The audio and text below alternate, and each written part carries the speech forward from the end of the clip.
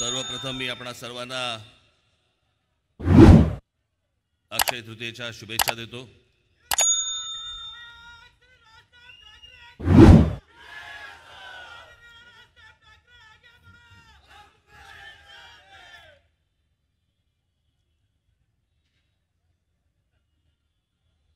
दुपार संध्याकाळच्या वेळेला विजांसकट जो काही पाऊस पडला,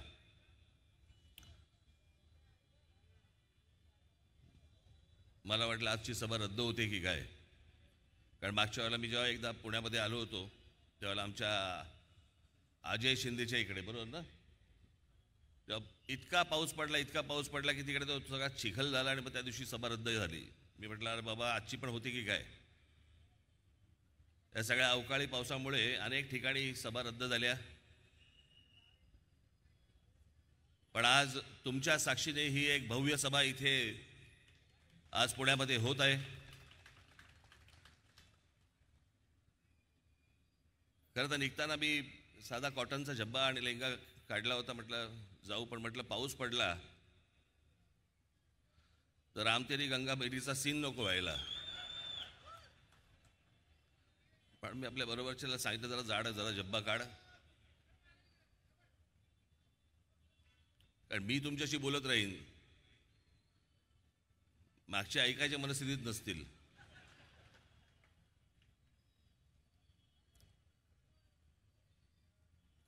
आज एक कितवी लोकसभेची निवडणूक आहे मला कल्पना नाही, कितवी आहे, कितवी लोकसभा आहे, 18वी।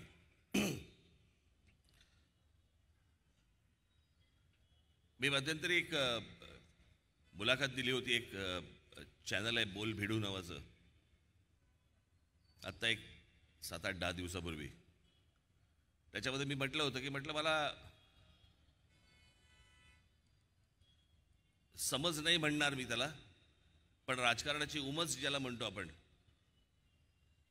असा साधारणपणे तो काळ होता 1975चा काळ होता, ज्याला आणीबाणी लागली गेली।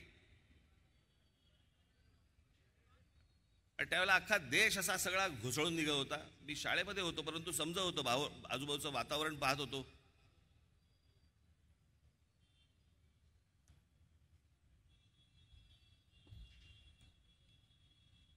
त्याच्यानंतर 77 साली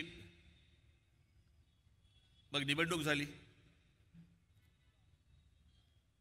त्या आणीबाणीच्या विरोधात। मी पाहत होतो साधारणपणे 52 सालापासून, जेव्हा आपल्या देशामध्ये पहिली निवडणूक ज्यावेळेला झाली 52 साली, त्याच्यानंतरच्या सगळ्या निवडणुका पाहत होतो।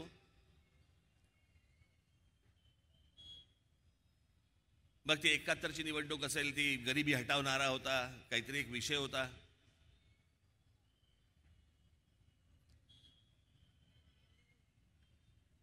मग 77ची निवडणूक झाली त्यावेळेला एक आणीबाणीच्या विरोधामध्ये लाट होती।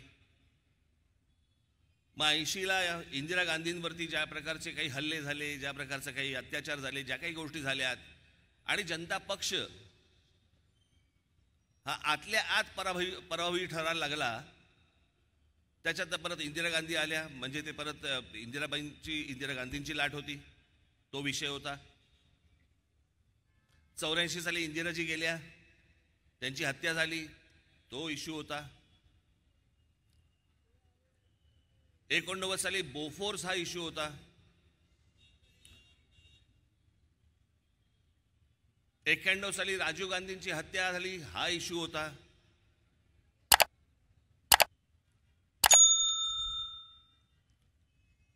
96 साली मला असं वाटतं की बाबरी मशीद हा विषय होता। बाबरी मशीदचा ढाचा पडला होता त्याला, 92-93 दंगली बिंगली झाल्या होत्या, बॉम्बस्फोट झाले होते। 98ला कांदा विषय होता, कांदा महागला आणि तो विषय झाला होता तेव्हा। 99ला कारगिल विषय झाला आणि त्याचबरोबर विदेशी बाई, परदेशी बाई म्हणून शरद पवार बाहेर पडले आणि आतमध्ये गेले परत।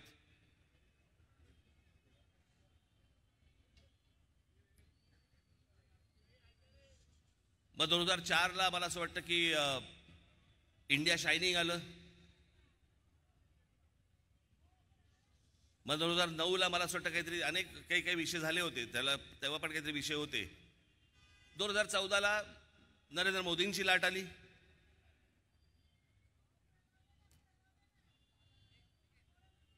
तो विषय होता, तो इश्यू होता. 2009ला मग ते सगळं पुलवामा वगैरे ह्या सगळ्या गोष्टी झाल्या, त्याचा इश्यू होता. ही मी पहिली निवडणूक बघतोय, इतक्या वर्षातली मी ही पहिली निवडणूक बघतोय ज्याला इश्यूच नाहीये, ज्याला विषयच नाहीये. आणि ते विषय नसल्यामुळे प्रत्येक जण आई बहिणीवरनं आपापल्या काढतोय सगळं. एकेकाची भाषणं बघत होतो, एक जण बोलताना पाहत होतो. ही सगळी भाषणं आणि या सगळ्या गोष्टीतनं महाराष्ट्र असा कधी नव्हता हो. या सगळ्या गोष्टी बाहेरच्या राज्यात चालू शकतात, इतर राज्यांमध्ये चालू शकतात, परंतु ह्या सुसंस्कृत महाराष्ट्रामध्ये अशा प्रकारच्या भाषा आणि अशा प्रकारच्या भाषणांमधनं शिव्या आणि सगळ्या गोष्टी, असा महाराष्ट्र कधी नव्हता.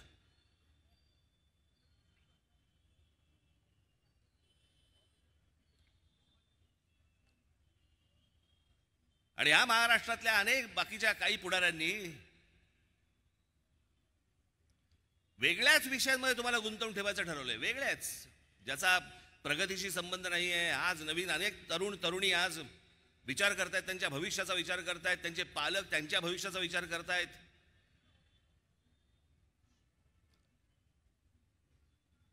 मी आजची सभा तुम्हाला सांगू का मी का घेतोय?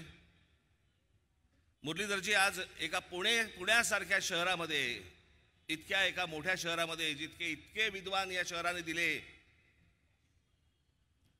जगभरातल्या अनेक कंपन्यांना इतके सल्लागार दिले, अशा एका पुणे शहरामध्ये तुम्हाला एका पुन्हा सत्तेत बसणाऱ्या एका पक्षाच्या खासदारकीची उमेदवारी तुम्हाला मिळालेली आहे. म्हणून मी तुमची सभा घेण्यासाठी आलो. 4 गोष्टी मला काही सांगायच्या आहेत तुम्हाला. आपण विमानतळावर कोणाला तरी सोडायला जातो बघा, किंवा ट्रेनमध्ये सोडायला जातो, आणि मग जाताना काही 4 सल्ले देतो. बाहेरचं पाणी पिऊ नको, बाहेरचं कुठे खाऊ नको. मी काही जणांचं ऐकलंय, विमानातनं जाताना पण खिडकीतनं हात बाहेर काढू नको असं पण सांगतात.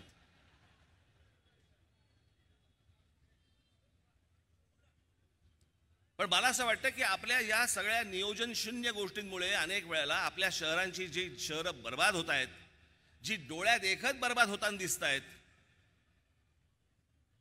आणि ती जर समजा लोकप्रतिनिधी म्हणून जर उद्या समजा खासदार असतील, आमदार असतील, नगरसेवक असतील, हे जर समजा ती शहरं वाचवणार नसतील, मोठी चांगली करणार नसतील. मी 2014 साली छोटी डॉक्युमेंटरी केली होती एस्थेटिक वरती, YouTube वरती असेल बघा तुम्ही ती.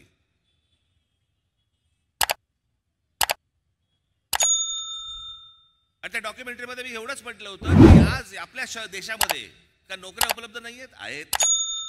तुमच्या टॅलेंट प्रमाणे नोकऱ्या उपलब्ध आहेत. शिक्षण मिळत नाही का? अरे शिक्षणाची तर राजधानी आहे पुणे. शिक्षण मिळत नाही का योग्य? शिक्षण मिळतंय योग्य. मग तरी पण आपल्याकडची मुलं, आपल्याकडच्या मुली या परदेशी का जात आहेत? शिक्षण तर त्यांना इथेही मिळतंय, नोकऱ्या तर त्यांना इथेही मिळत आहेत, पगार कमी जास्ती प्रमाणामध्ये काही गोष्टी असतील, का जात आहेत मध्ये?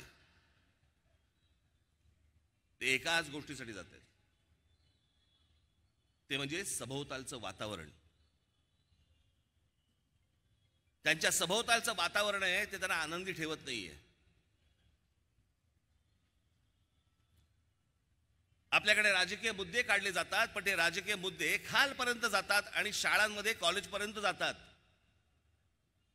ते वातावरण त्यांना आवडत नाहीये.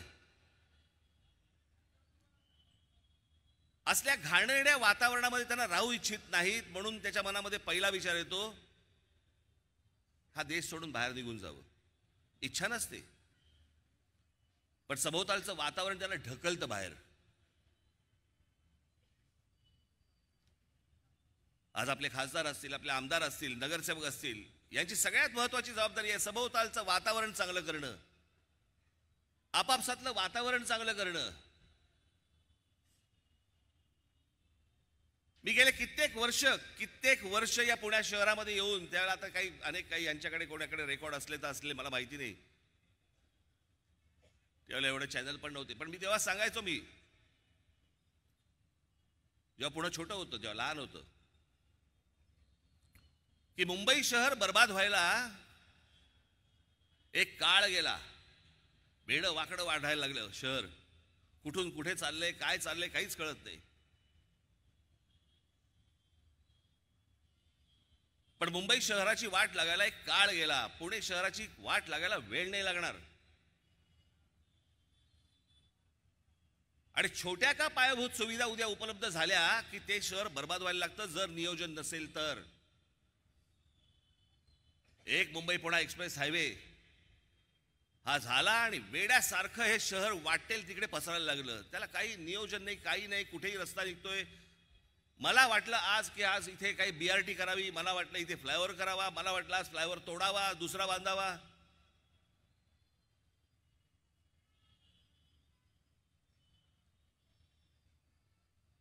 काल परवाकडे मी बघत होतो, पुणे शहर, फक्त पुणे महानगरपालिका, एवढीच फक्त गोष्ट बोलतोय, पुणे महानगरपालिका या शहराची लोकसंख्या आहे 70 लाख.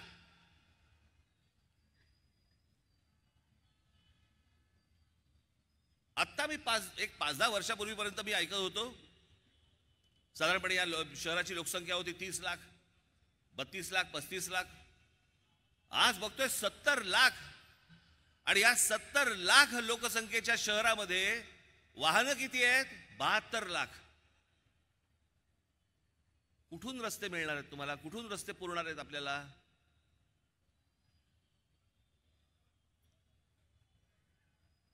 ही सार्वजनिक बसेसची व्यवस्था जी आपली असते,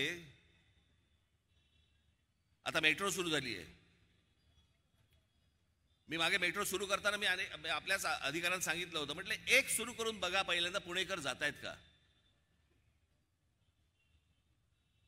प्रत्येक शहराची एक मानसिकता असते. मुंबईमध्ये रेल्वेने प्रवास करणं, BSTने प्रवास करणं वर्षानुवर्ष चालू आहे. पुणेकरांची काय परिस्थिती आहे? टू व्हीलर घेतली, मारली किक, चालला. कोण जिना चढेल आणि कोण ती मेट्रो पकडेल आणि कोण कशाला जाईल, त्यापेक्षा आपल्या इथून पटकन जाऊन येतो. हा प्रत्येकाच्या विचारातनं आज ज्या व्हेकल्स वाढलेले आहेत पुणे शहरामध्ये, उद्या रस्ते मिळणार नाहीत आपल्याला. मी जी काय माहिती काढली त्याप्रमाणे पुणे शहरामध्ये साधारणपणे एका शहराला रस्ते हे त्या शहराच्या लोकसंख्येप्रमाणे 15% रस्ते लागतात. आज पुणे शहरामध्ये साधारणपणे 7.5 ते 8% रस्ते आहेत. उद्या सकाळी घरातनं निघाल आणि तिथेच असाल.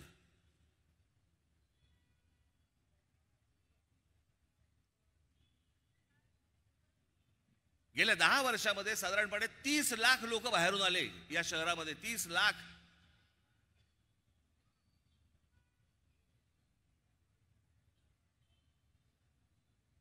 शिक्षणासाठी आले, उद्योगासाठी आले. मी फक्त नुसतं तुमच्यासाठी फक्त वाचून दाखवतो, आपल्याकडे कल्पना नसते की पुणे हे शिक्षणाच्या दृष्टीने कदाचित जगातलं असं एकमेव शहर असेल की जिथे एका शहरात सगळ्यात जास्ती विद्यापीठ आहेत आणि वेगवेगळ्या शैक्षणिक संस्था आहेत.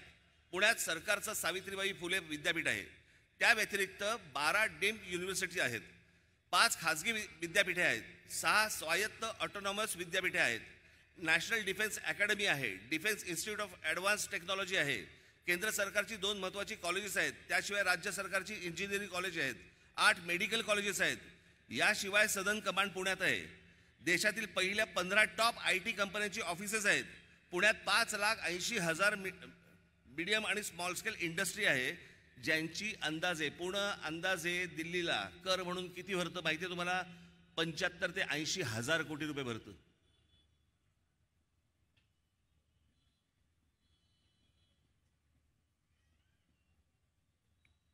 शहर मोठं होतंय, शहर वाढतंय. मुंबईमध्ये देखील इतक्या एजन्सीज काम करतात, पण इतक्या वर्षांमध्ये त्या सगळ्या एजन्सीशी मिळून, मग ती महानगरपालिका असेल, ती म्हाडा असेल, अजून कुठची ती तुमच्या ज्या काही संस्था असतील जे प्रत्येक शहर म्हणून बघत असतात, त्यांची सगळ्यांची मिळून एक बैठक नाही झाली, एक मीटिंग नाही झाली इतक्या वर्षात.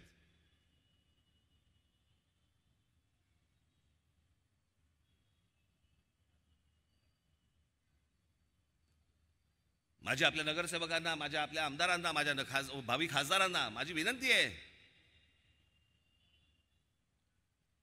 की ज्या काही गोष्टी इथे येत आहेत, आता हा तुमचा नदीचा प्रकल्प महानगरपालिकेला माहीत नाही, केंद्रातनं पैसे आलेत, केंद्र सरकारकडनं काही निविदा काढल्या गेल्या, तो त्याचा प्रकल्प सुरू आहे, महानगरपालिकेला माहीत नाही, जनतेला माहीत नाही, लोकांना माहीत नाही काय चाललंय. तुम्ही उद्या खासदार होणार आहात, आपल्यातले तुमच्यामधले अनेक जण उद्या आमदार होणार आहेत, नगरसेवक होणार आहेत.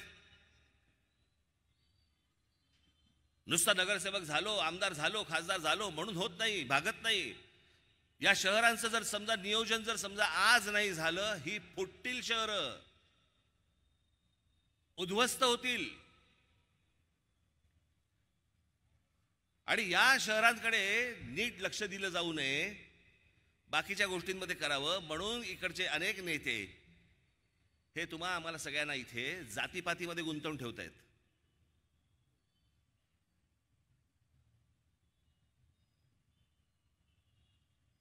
मी अनेकदा हात जोडून विनंती केली आहे, जातीपातीतनं बाहेर या, पहिल्यांदा तुमच्या स्वतःचा विकासाचा विचार करा, तुमच्या आयुष्याचा विचार करा. या जातीपातीतनं तुम्हाला हाताला काही लागणार नाही. एखादा माणूस असतो तो स्वतःची कमजोरी लपवण्यासाठी म्हणून जातीचा आधार घेतो आणि समाजामध्ये पसरवतो.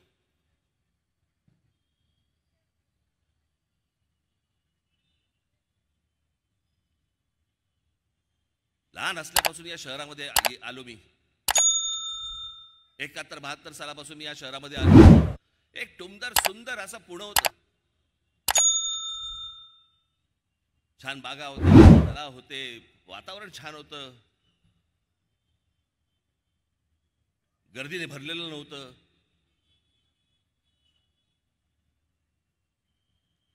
आज त्याच पुण्यामध्ये येताना काय अवस्था झाली, कुठून कुठपर्यंत शहर पोहोचलंय जरा एकदा अंदाज तर घ्या. आणि ही नियोजन शून्य जेव्हा शहरं उभी राहायला लागतात, त्याच्यातनं काही आपल्याला हातात लागणार नाहीयेत आणि अनेकांची इच्छा देखील नाहीये. आणि म्हणून ते तुम्हाला दुसऱ्या गोष्टींमध्ये गुंतवून ठेवण्याचा प्रयत्न करतायत.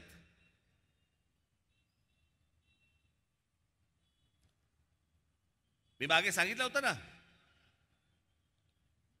की ज्यावेळेला शरद पवार साहेबांनी ज्यावेळेला राष्ट्रवादी काँग्रेसची स्थापना केली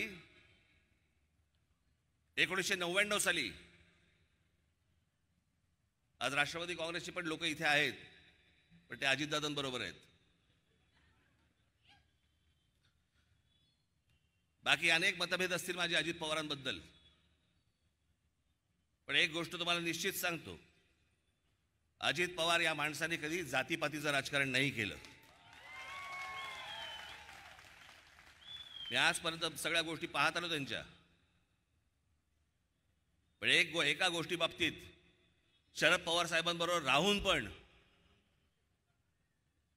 त्यांनी कधी जातीपातीचं राजकारण केल्याचं आजपर्यंत मला आठवत नाही. आणि हे सगळं जे जातीपातीचं विष हे 1999 सालापासून जे कालवायला सुरुवात झाली आहे, इथे संभाजी पार्कमध्ये राम गणेश गडकरींचा पुतळा उखाडला गेला होता. अरे माहिती आहेत का ते कोण आहेत? राम गणेश गडकरी माहिती आहेत का? अनेकांना वाटलं नितीन गडकरींचे नातेवाईक आहेत म्हणून उखडला.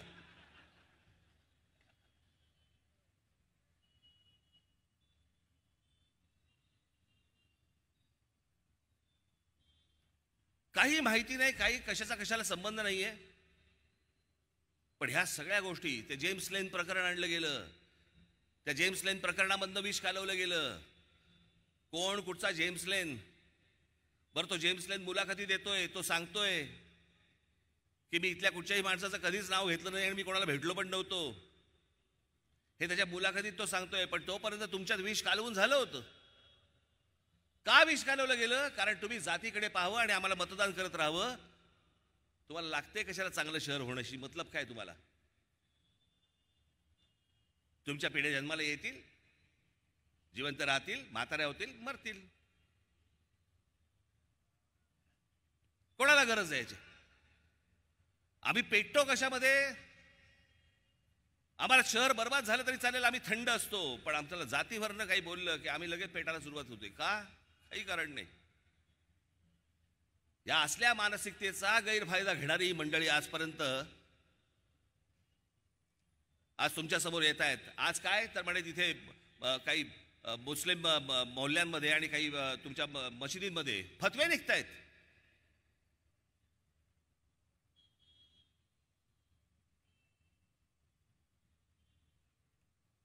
की काँग्रेसच्या उमेदवारांना सगळ्या मुसलमान समाजांनी मदत करावी, मतं द्यावीत. अनेक मुसलमान आहेत जे सुज्ञ आहेत, ज्यांना अकल आहेत, ते यांच्या वाट्याला जाणार नाहीत. त्यांना समजते काय चाललंय राजकारण. ते आत्ता हे निवडणुकीच्या तोंडावरती हे तुम्ही फतवे काढताय.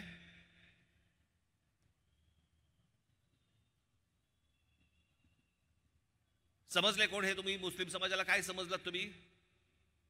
तुमची घरची गुरढोर आहेत. त्यांनाही समजतंय कोण कशा प्रकारे काय चाललंय आणि कोण आपल्याला वापरून घेतंय ते. पण बघा, निवडणुकीच्या तोंडावरती फतवे काढले जात आहेत. काँग्रेसला मतदान करा, उद्धव ठाकरेंच्या शिवसेनेला मतदान करा.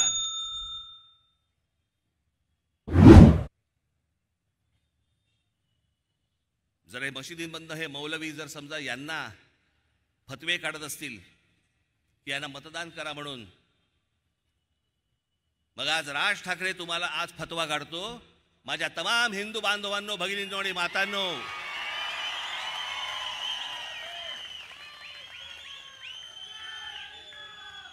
मुरलीधर मोहोळ असतील, भारतीय जनता पक्षाचे काही अजून इतर कुठचे शिंदेचे, अजित पवारांचे जे उमेदवार असतील, त्याला भरघोस मतांनी मतदान करा. हे जे अनेक लोकांची जी चळवळ चालू आहे ना, चळवळ काँग्रेसला मतदान करण्याच्या दृष्टिकोनातनं, हे कशासाठी? कारण गेल्या 10 वर्षामध्ये तोंड वरती नाही काढता आलं यांना.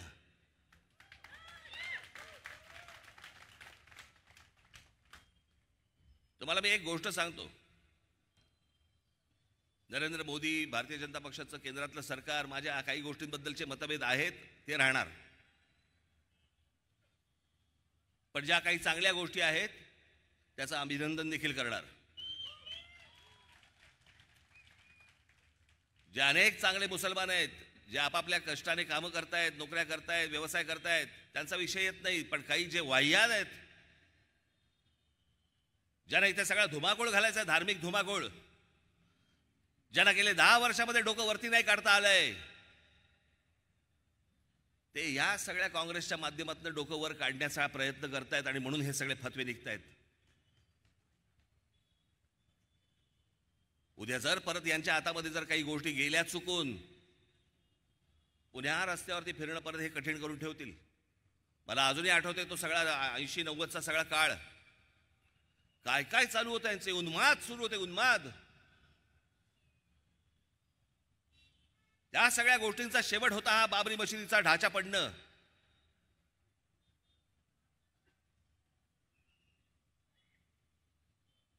पण तो ढाचा पडल्यानंतर मला कधीच वाटलं नव्हतं की या देशामध्ये राम मंदिर घडेल, बनेल.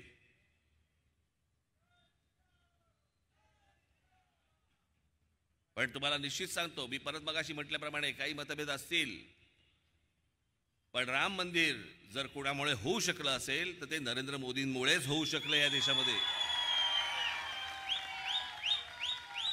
जो माझा कारसेवक त्यावेळेला गेला, मुलायम सिंग यादवच्या लोकांनी, पोलिसांनी ज्याला गोळ्या घालून ठार मारले ज्याला कारसेवकांना, आणि त्यांची शरयू नदीमध्ये ज्याला प्रेत फेकून दिली गेली होती, माझ्या डोळ्यासमोर आजही आहे ते चित्र. जेव्हा ते राम मंदिर झालं त्यावेळेला त्या कारसेवकांच्या आत्म्याला काय शांती मिळाली असेल की आपलं बलिदान फुकट नाही गेलं. पण भावनिक विषय हे स्वतःपुरता ठेवायचे असतात. तुमचं मत, तुमच्या गोष्टी ह्या सगळ्या मतपेटीमधनं व्यक्त व्हायला पाहिजेत. पण सगळ्यात महत्त्वाची गोष्ट म्हणजे तुम्ही आपल्या नगरसेवक असतील, आमदार असतील, खासदार असतील, यांच्याकडनं तुम्ही पहिल्यांदा त्यांना प्रश्न विचारले पाहिजेत की माझ्या शहराच्या नियोजनाचं काय चाललंय. आणि मी आपल्याला पण सांगू इच्छितो, या इकडे, या इकडे या. ज्या पुणे शहरातल्या लोकांकडनं अनेक तज्ञ लोक इथे राहतात, अनेक विद्वान लोक इथे राहतात, या शहराची मांडणी कशा प्रकारे झाली पाहिजे, कशा प्रकारे याला पाणी पुरवठा झाला पाहिजे, कशा प्रकारे याची आरोग्य व्यवस्था असली पाहिजे, कशा प्रकारचे इथे रस्ते, फ्लायओव्हर, ब्रिजेस झाले पाहिजेत, या माझ्या पुण्यामधल्या जनतेला सुखाने कसं नांदता आलं पाहिजे, घरातनं बाहेर पाऊल ठेवल्यावरती सुखा समाधानाचा श्वास घेता आला पाहिजे. मी एका चांगल्या शहरामध्ये राहतोय, हे चित्र उभं करण्याचं काम, जबाबदारी ही तुम्हा लोकांवरती आहे.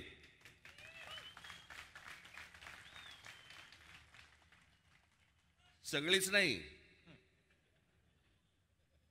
पण खासदार, आमदार, नगरसेवक सगळ्यांनी मिळून ह्या सगळ्या गोष्टी करायच्या असतात. मला असं वाटतं की याची सगळ्यांची मिळून एक बैठक होणं गरजेचं आहे आणि या पुणे शहराला एक चांगला आकार देण्याचा आपण प्रयत्न करू. माझा तर सहभाग तर 100% असेलच असेल, त्याच्यामध्ये काही दुमत नाही.